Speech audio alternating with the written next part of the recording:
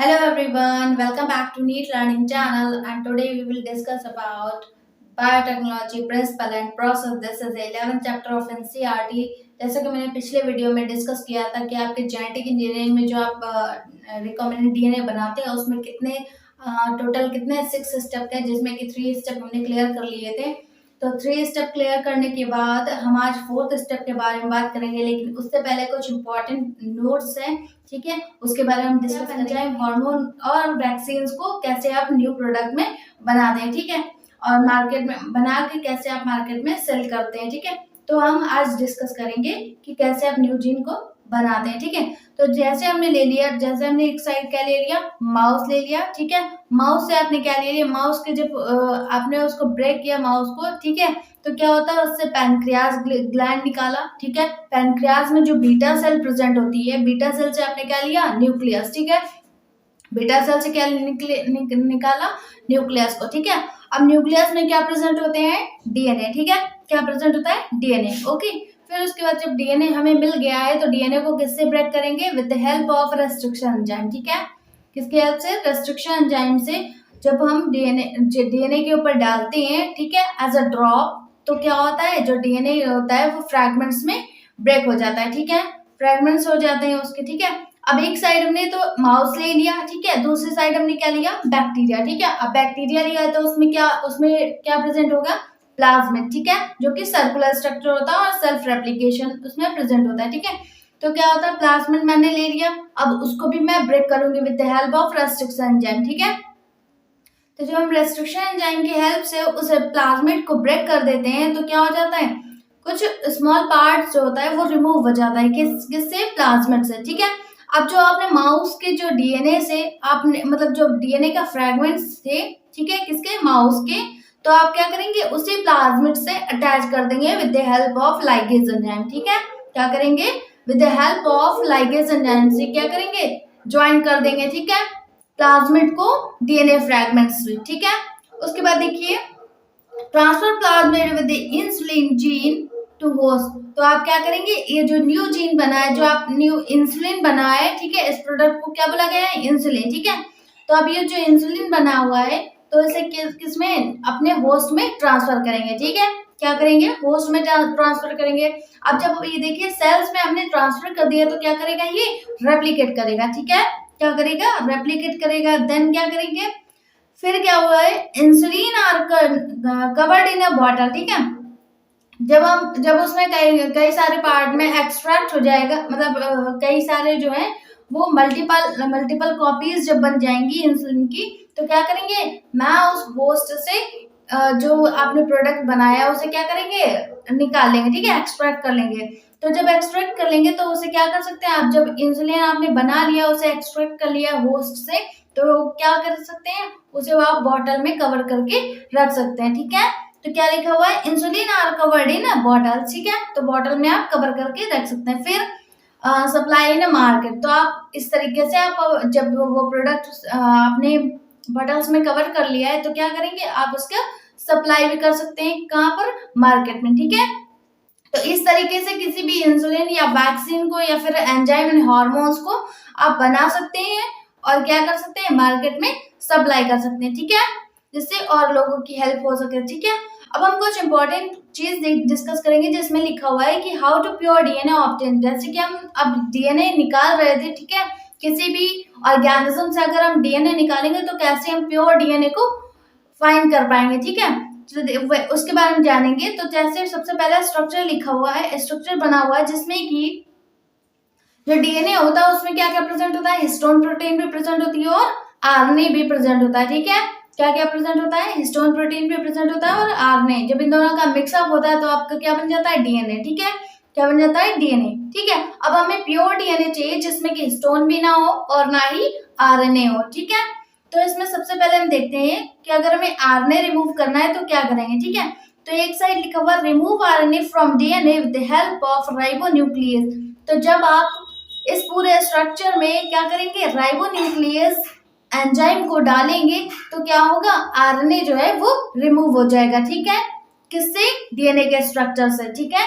क्या होगा, जब आप राइबोन्यूक्लियस एंजाइम को डालेंगे, ठीक है, तो क्या होगा, आरएनए जो है वो रिमूव हो जाएगा। तो अब इसमें क्या बचा डीएनए के स्ट्रक्चर में, अब बचा क्या, हिस्टोन प्रोटीन, क्योंकि आरएनए तो रिमूव हो चुका है ना। ठीक है, तो दूसरी तरफ क्या लिखा है, अब हमें हिस्टोन प्रोटीन को हटाना होगा, तभी हमें प्योर डीएनए मिल पाएगा। ठीक है, तो हिस्टोन प्रोटीन लिखा हुआ है जिसमें कि हम प्रोटीएज एंजाइम का यूज करेंगे। जब हम प्रोटीएज एंजाइम को हिस्टोन प्रोटीन डीएनए के स्ट्रक्चर में डालेंगे तो क्या होगा, हिस्टोन प्रोटीन जो है वो रिमूव हो जाएगी। ठीक है, तो लिखा हुआ रिमूव प्रोटीन, ठीक है, रिमूव हिस्टोन प्रोटीन। तो आप प्रोटीज एंजाइम की हेल्प से हिस्टोन प्रोटीन को रिमूव कर सकते हैं डीएनए के स्ट्रक्चर से। ठीक है, फिर देखिए देन फाइंड डीएनए, तो आपको जो मतलब क्या था उसमें आरएनए प्रेजेंट था डीएनए के स्ट्रक्चर में और हिस्टोन प्रोटीन थी। ठीक है, तो आरएनए को हमने रिमूव कर दिया किससे, राइबोन्यूक्लियस से, और हिस्टोन प्रोटीन को किससे रिमूव कर दिया, प्रोटीज एंजाइम से। ठीक है, तो अब दोनों ही रिमूव हो चुके हैं, तो हमें क्या मिल जाएगा, DNA, but they are not pure. ठीक है,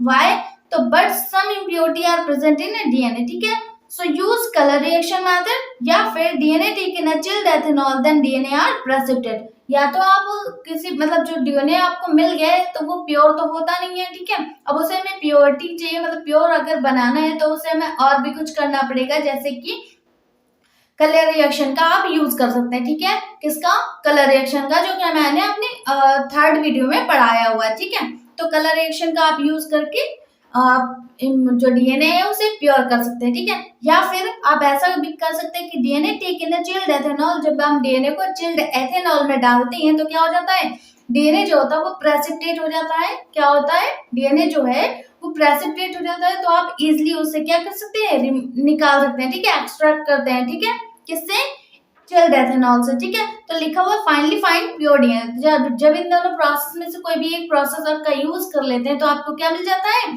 प्योर डीएनए मिल जाता है। ठीक है, तो अब हम बात करेंगे रिकॉम्बिनेंट डीएनए में, जो हमारा फोर्थ स्टेप था, जिसमें कि 3 स्टेप को हमने क्लियर कर लिया था, तो फोर्थ स्टेप के बारे में हम डिस्कस करेंगे। ठीक है, तो सबसे पहले लिखा हुआ फोर्थ में, insertion of recombinant DNA into the host cell और ऑर्गेनिज्म। इसका मतलब देखिए, तो then the recombinant DNA are insert in organism और होस्ट सेल। तो इस जो स्टेप है ये वाला, तो इसमें क्या करते हैं, किसी भी डीएनए को क्या करते हैं, इंसर्ट करते हैं। ठीक है, जो भी आपने प्रोडक्ट बनाया हो, जीन बनाया हो, ठीक है, तो उसको क्या करते हैं, होस्ट में डालते हैं। ठीक है, होस्ट सेल में ट्रांसफर करते हैं। ओके, फिर देखते हैं फिफ्थ स्टेप में, obtaining the foreign gene product.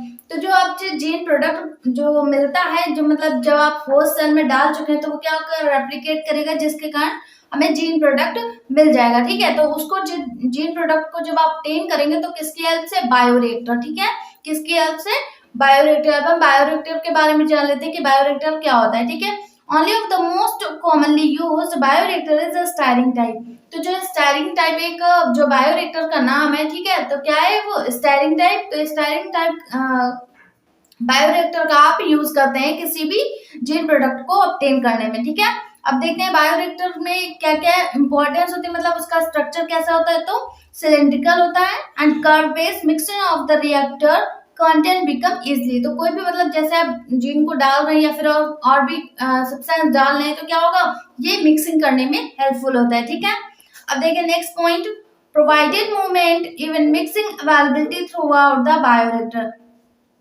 तो क्या होता है, जब ये किसी भी आपने होस्ट सेल में ट्रांसफर किया तो क्या होगा, वो इजिली जो है वो मूवमेंट करेगा। ठीक है, क्या करेगा, पूरी बॉडी में क्या करेगा, मूव करेगा। ठीक है, तो देखिए next point, it has oxygen deliver system, temperature control, form control, pH control system. अब हम इसके वर्क के बारे में जान लेते हैं कि इसका वर्क क्या होता है, बायोरिएक्टर का यूज क्या होता है। ठीक है, तो क्या करता है, ऑक्सीजन जो होता है वो सिस्टम में डिलीवर करता है। ठीक है, कौन, बायोरिएक्टर, एंड टेम्परेचर कंट्रोल में हेल्पफुल होता है, एंड फॉर्म कंट्रोल करता है। ठीक है, और पीएच कंट्रोल सिस्टम भी कंट्रोल करता है। ठीक है, तो ये सारे जो वर्क है वो कौन करता है, बायोरिएक्टर। ठीक है, तो जो भी ये सारा वर्क होता है वो किसका वर्क होता है, बायोरिएक्टर का। ओके, अब देखते हैं बायोरिएक्टर जो होता है, मतलब बायोरिएक्टर में जो मेन जो जिस भी मशीन का यूज होता है तो उसका नाम क्या है। ठीक है, तो सिंपल स्टार्ट बायोरिएक्टर, जो एक सिंपल स्टार्ट बायोरिएक्टर होता है वो बहुत ही हेल्पफुल होता है इस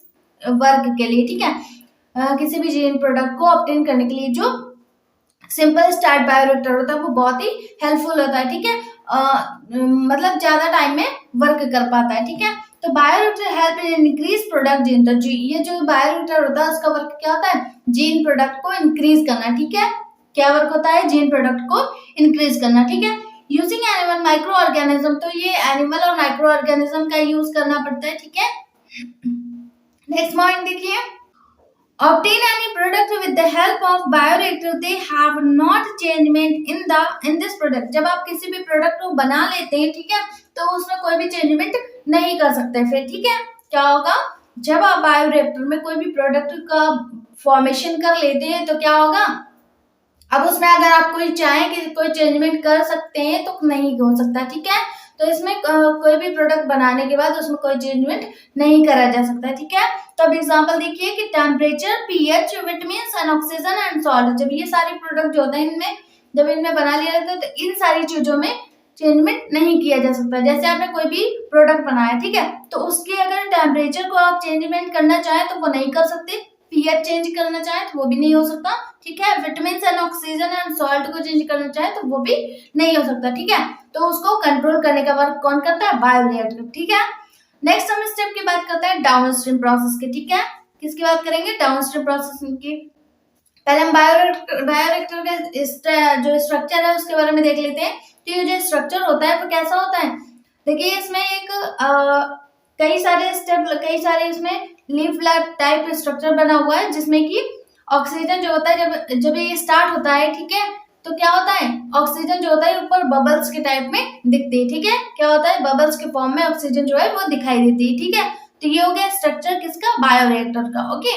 जिसमें कि स्टायरिंग टाइप बायोरिएक्टर जो है वो बहुत ही इंपॉर्टेंट है, ठीक है, इस वर्क के लिए, ठीक है।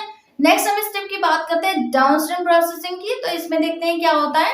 तो the process include separate preservation, purification. तो इसका जो डाउनस्ट्रीम प्रोसेसिंग होती है तो इसमें मेन प्रोसेस किसका होता है, मतलब मेन वर्क इसमें क्या क्या होता है, क्या आप किसी मतलब प्रोडक्ट जो बनाया आपने उसको क्या कर सकते हैं, सेपरेट कर सकते हैं, ठीक है। और प्रिजर्व मतलब कि स्टोर करके रख सकते हैं, और प्योरिफिकेशन भी कर सकते हैं, ठीक है। क्या कर सकते हैं, प्योरिफिकेशन भी कर सकते हैं, जैसे कि उसमें कोई भी इम्प्योरिटीज प्रेजेंट है तो उसे क्या कर सकते हैं, प्योर कर सकते हैं, ठीक है। तो प्योरिफिकेशन में भी हेल्पफुल है, ठीक है, डाउनस्ट्रीम प्रोसेस। फिर देखिए which are collectively referred to as a product called as a downstream process। तो जो भी मतलब जब प्रोडक्ट को आप क्या करेंगे, जब मैंने क्या किया, जीन प्रोडक्ट को with the help of bioreactor में क्या कर लिया, बना लिया, ठीक है। अब उसे हमें एक्सट्रैक्ट करना पड़ेगा, मतलब जब निकालेंगे तो क्या करेंगे, उसको कलेक्ट करने की प्रोसेस जो होती है वो किसमें होती है, डाउनस्ट्रीम प्रोसेसिंग में, ठीक है। किसी भी जीन प्रोडक्ट को जो आपने ऑब्टेन किया है with the help of bioreactor, तो उसको हम कैसे कलेक्ट कर सकते हैं, डाउनस्ट्रीम प्रोसेस के अंदर इसे कलेक्ट किया जाता है, ठीक है। नेक्स्ट पॉइंट है, if more product are found so they are stored with the key preservation solution or clinical trial as in case of drug in TRAT, ठीक है। तो जब हमने प्रोडक्ट को बना लिया तो उसका क्या करेंगे, उसको स्टोर करेंगे, ठीक है। कोई भी जैसे कि केमिकल है, ठीक है, केमिकल सॉल्यूशन है तो उसमें आप क्या करेंगे, स्टोर करके रख सकते हैं, ठीक है। स्टोर करके रख सकते हैं, या फिर स्टोर करने के बाद अगर आपको suppose that after some time किसी भी क्लिनिकली यूज करना, तो मोस्टली इसमें जो क्लिनिकली यूज किया जाता है जिस एनिमल में, तो उसका क्या नाम है, ट्रांसजेनिक रैट, ठीक है। किसमें हम इसका यूज करते हैं, किसी भी जो जीन प्रोडक्ट आपने बनाया है तो उसका किसमें यूज करते हैं, ट्रांसजेनिक रैट में, ठीक है। तो मोस्टली जो एनिमल्स का यूज किया जाता है वो कौन सा होता है, ट्रांसजेनिक रैट, ठीक है, ठीक है। फिर उसके बाद नेक्स्ट पॉइंट देखते हैं, strict quality control testing for each product is also required। तो इस तरीके से जैसे आपने कोई प्रोडक्ट बनाया तो उसका क्लिनिकली टेस्ट करना बहुत ही इंपॉर्टेंट है, ठीक है। कि वो मतलब किसी भी जब आप किसी भी जीन का मतलब किसी भी अगर आप किसी भी चीज का टेस्टिंग कर लेंगे तो क्या होगा, जो आप टेस्ट करेंगे या तो उसमें अगर कोई हार्मफुल चीज होगी तो उसे आप रिमूव कर पाएंगे, ठीक है। अगर कोई मतलब अगर वो यूजफुल होगी तो ठीक है, यूजफुल है तो आप उसे मार्केट में भी सप्लाई कर सकते हैं, ठीक है। क्या करेंगे, मार्केट में भी सप्लाई कर सकते हैं, लेकिन अगर हार्मफुल है तो उसे टेस्ट करके एक्सट्रैक्ट कर पाएंगे। तो इसलिए इस डाउनस्ट्रीम प्रोसेस में प्रिजर्वेशन तो इम्पोर्टेंट है, ये कलेक्टिवली भी इम्पोर्टेंट है, लेकिन क्या करेंगे, उसका पहले टेस्टिंग भी करेंगे, किसमें, ट्रांसजेनिक रैट में कर सकते हैं, ठीक है। तो इस तरीके से आप किसी भी प्रोडक्ट का टेस्टिंग करके उसे मार्केट तक भेज सकते हैं, ठीक है। तो ये सारी पूरी 6 स्टेप प्रोसेस थी जिसमें कि आप जिन प्रोडक्ट का फॉर्मेशन करते हैं और कैसे आप उसे मार्केट तक सप्लाई करते हैं, तो ये पूरी 6 स्टेप थी, ठीक है। उसके बाद ये आपका चैप्टर जो है वो फिनिश होता है। फिर जो नेक्स्ट चैप्टर है 12th चैप्टर वो हम नेक्स्ट वीडियो में डिस्कस करेंगे, ठीक है। If you have any doubt then chat on a comment box. मिलते हैं नेक्स्ट वीडियो में, तब तक के लिए थैंक यू।